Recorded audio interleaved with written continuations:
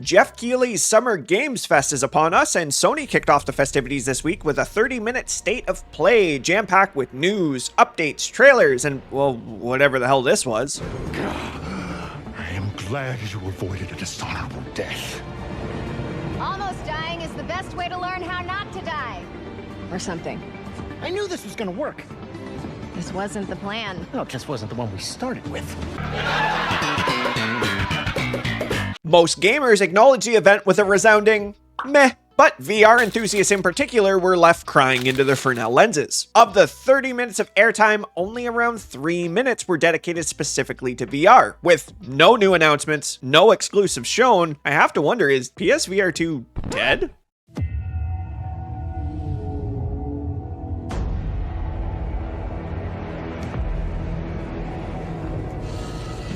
I thought I could be a hero and break the curse.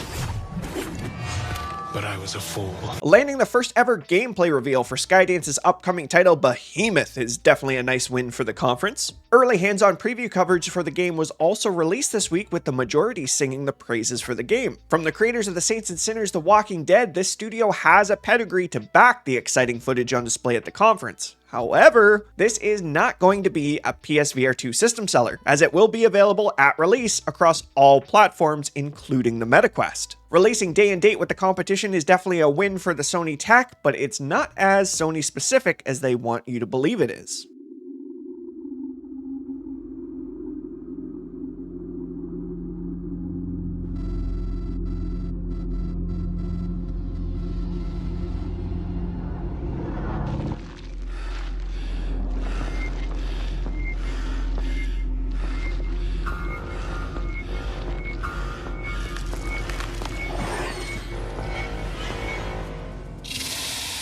Next up, we see a very brief cinematic teaser for Alien Rogue Incursions releasing later this year. With no gameplay shown, it's hard to get too hyped, but having another big IP coming to the virtual reality ecosystem is definitely a win. But that's kind of the problem, because it's releasing on all platforms, not just the PSVR 2.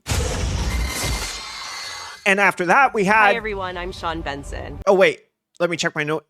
That was it. That was all.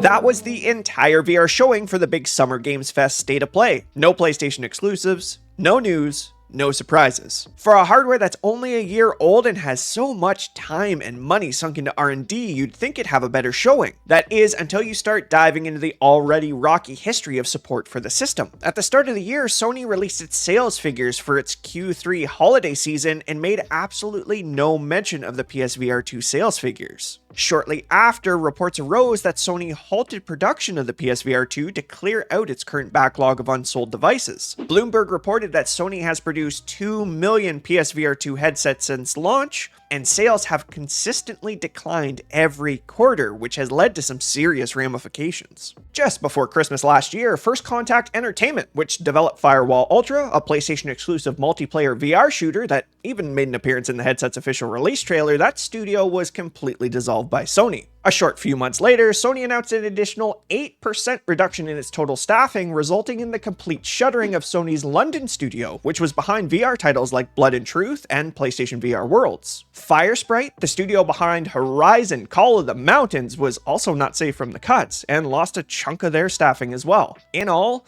900 employees were released amongst multiple teams and divisions, but ultimately leaving the VR development pipeline with a gaping wound that has obviously not yet been patched, judging by this poor showing and lack of announcements.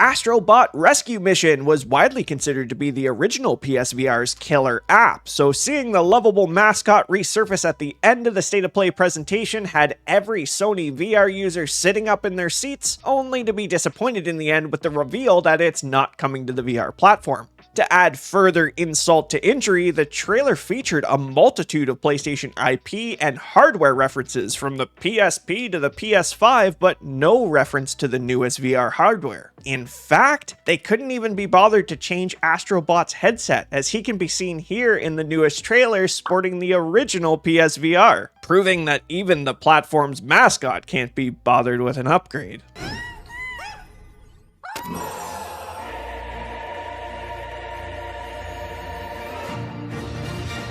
A few days after the conference, Sony dropped the news that the PSVR 2 will finally be getting an adapter, so the hardware can be utilized with your gaming PC this summer. It obviously wasn't big enough news to make it into the conference, and after a bit more research, I can actually see why. The PSVR 2 hardware is appealing to those who own a PS5 because of the feature-rich nature of the product. However, the majority of those features like HDR, eye tracking, adaptive triggers, and haptic feedback will not be transferable to PC. The adapter's set to cost you an additional $60 on top of the cost of the hardware, and it also doesn't even come with a DisplayPort cable. You're gonna have to purchase that separately as well. Oh no. I guess PSVR 2 owners will just have to wait and see what the rest of the year has in store. It seems like it's going to be a long year watching your MetaQuest 3 companions playing exclusives like Hitman 3 VR and Batman Arkham Shadow. By the time we see Jeff again in the fall for the Video Game Awards, if nothing new's been announced, it may be time to follow Astrobot's lead and just ditch the dead hardware rather than holding on to hope. There's no hope here.